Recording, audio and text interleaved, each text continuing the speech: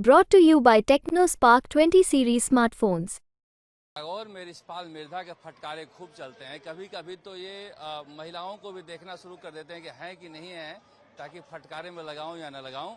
अब तो ये बताओ, ये टुप्पो के हालचाल क्या है? आपका नाम क्या है? मेरा नाम शरद कुमार है। शरद कुमार जी साहब, सबसे पहले मैं आपका स्वागत करता हूं इंटरव्यू करने के लिए। टुप्पो जो आपका जो उस दिन टप्पू, हाँ, जो आप घुटन महसूस हो रही थी उस दिन बीजेपी।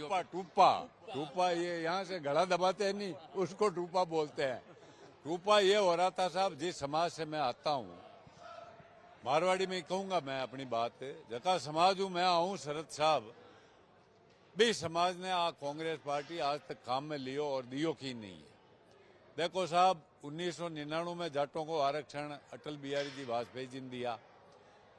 अबार जको प्रधानमंत्री नरेंद्र मोदी जी है, जगदीप जी धनखड़ ने उपराष्ट्रपति बनाया। चौधरी शरण सिंह जका हिंदुस्तान का सम्मानित नेता किसाना का बा ने भारत रत्न सम्मानित किया। तो आ कांग्रेस जाटों को, परिवारों को खत्म करने का काम किया है, तो इस कांग्रेस ने किया है इस हनुमान बेनीवाल के साथ मिलकर। तो हनुमान बेनीवाल तो कोई बीजेपी के साथ थे, अभी कांग्रेस के साथ हैं। ये तो कहीं चला जाता है साहब।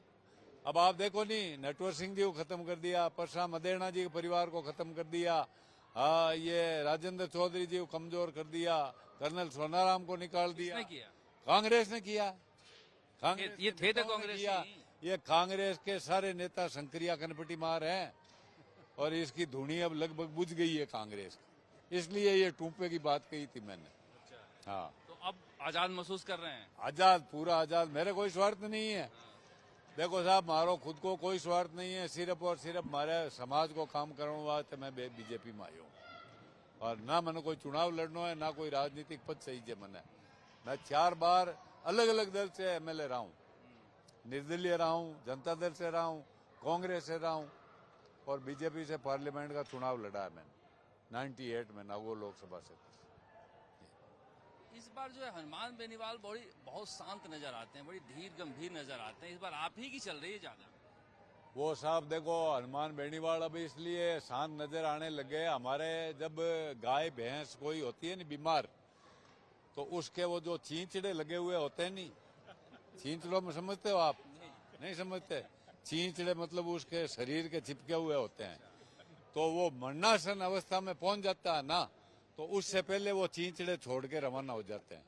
वो जब तक जिंदा रहता है तब तक ही उसके चिपके रहते हैं। चींचड़े छोड़ दिए? चींचड़े छोड़ के रवाना हो गए। अब इसके सारे चींचड़े चले गए। अब कौन सा चींचड़ा रहा इसके पास?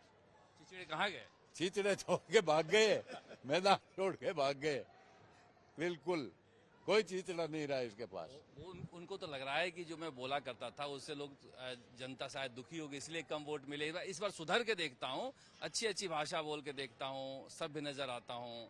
अहम घमंड शरद जी राजा रावण का ही नहीं चलाता, और उनको अहम घमंड इतना हो गया कि वो अपने आप को मेरे को कोई हराने वाला नहीं इस धरती पे। वो दिन में 3 बार धरती तोलते थे। तो अब पूछो उनका घमंड कहाँ गया? अभी भी कह रहे हैं, इस बार भी कह रहे हैं? नहीं साहब, अभी क्या कह रहे हैं? अब क्या कह रहे हैं? अब हाथ जोड़ रहे हैं, उनकी औरत, उनका भाई और वो तीनों हाथ जोड़ रहे हैं एक एक मतदाता को, और मतदाता मुंह फेर रहा है नहीं, अब नहीं, अब आपका टाइम खत्म हुआ, समाप्त हुआ। इस बार तो उनकी सफलता है। पहले तो मिर्धाओं की सियासत खत्म करने गए थे, तो बहुत सारी मिर्धाओं को लेकर वो भी घूम रहे हैं। कौन सा मिर्दा है साहब? जो मिर्दा है उसके साथ वो हमारे एक नाथूराम जी का पोता है, वो दिमाग से थोड़ा खिसका हुआ है, और उसके पास कोई, उसको उसकी माँ ने चुनाव लड़ा था, आप पूछो नावा में जाके 1300 वोट मिले थे। वैसे आदमी है हरेंद्र मिर्जा जी। अब ये कांग्रेस का तांगा उसको सौंप दिया नहीं, तो उस तांगे में बैठ गए जाके, और तांगा वो चला रहे हैं दोनों बाप बेटे। अरे हनुमान पीछे बैठा है। तब ये तांगा कितना चलेगा? देखो आप क्या हो। तो अभी जो आप भाषण देते हैं, तो अमेरिका से फोन आता है कि नहीं? अभी आज आया सुबह दुबई से, ईमानदारी बात कह रहा हूँ आपको, डूंगर राम चौधरी, जो बाड़मेर से मेरे को चोटन गांव का बताया, और कहा भाई रिशपाल जी, अब की बार जब आप भाषण दो तो मेरा नाम थोड़ा ले लेना यार उसमें, कि दुबई से फोन आया था। तो मैं कहा भाई कह दूंगा, मेरे क्या लगता है, दुबई से, अमेरिका से, सब जगह से फोन आते हैं मेरे। काको डिमांड में है? काका डिमांड में? हाँ, डिमांड में है। फुल डिमांड में। अब आपका देखो नेशनल चैनल है ये, आज तक का चैनल है, बहुत पुराना चैनल है, मैं तो इसका बहुत सम्मान करता हूँ।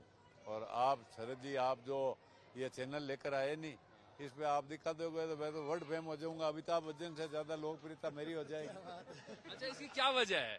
वजह है इसकी ऊपर वाले की कृपा है। ऊपर वाले की कृपा होती है, जनता की कृपा होती है। भाई साहब, चेयरमैन साहब, झूठी तो नहीं कहूँ मैं। तो मतलब भाषण तो आपके बुढ़ापे में चमका। अब भाषण तो साहब अभी देने लगा हूँ मैं, पहले देता ही नहीं था, कम देता था। हाँ, अब क्या है कि लोग मेरे को छेड़ के कहते हैं निकालो थोड़ी गाली। अब गाली वाली नहीं बोलता, बहुत संयमित भाषा में बोलता हूँ। मेरी माताएं बहनें जब कभी होती है, बिल्कुल संयमित भाषा में। देख लेते हैं आसपास महिला। नागौर की भाषा में ज्यादा भाषण देता हूँ मैं। सभा में कभी हिंदी नहीं बोलता, मारवाड़ी का भाषण देता। तो क्या लग रहा है ज्योति का इस बार? ज्योति जीतेगी साहब, आराम से जीतेगी। जाटों का वोट किसके पास है? जाटों का वोट 65% ज्योति को मिलेगा।